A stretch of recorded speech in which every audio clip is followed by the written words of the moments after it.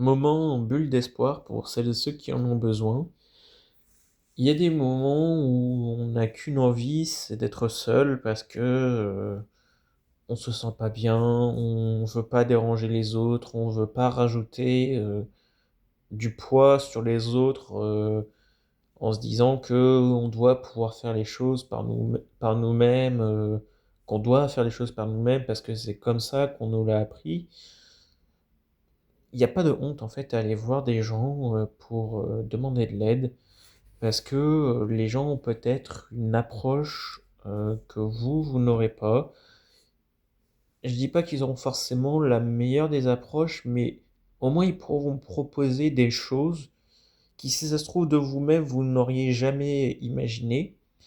Et avec les approches des autres, plus la vôtre que vous essayez, bah, vous trouverez les deux, trois petits points peut-être qui vous manquaient à votre méthode de base pour vous en sortir. Alors oui, c'est difficile parce que il y a des fois on veut vraiment parler à la personne comme j'ai dit, mais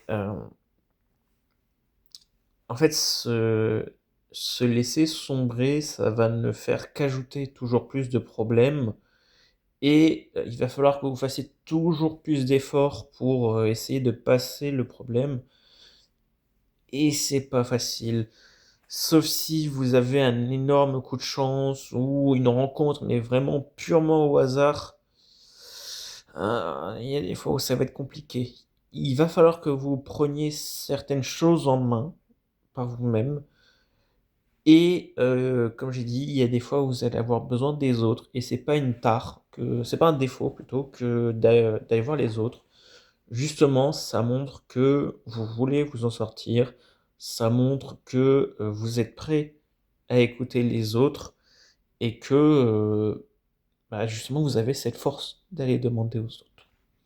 Donc voilà. Si vous voyez une personne qui, selon vous, ne va pas bien, ne restez pas simplement spectateur. Et si vous-même n'allez pas bien, ne restez pas votre propre victime et allez voir des gens. Vous n'aurez peut-être pas des moyens pour des psys, peut-être que vous n'avez pas les membres de votre famille, mais il y aura toujours une personne. On est 66 millions en France, il y aura toujours au moins une personne qui acceptera de venir vous parler, tant que vous ne faites pas des conneries illégales, bien évidemment. Bon, j'espère que ce message vous aidera.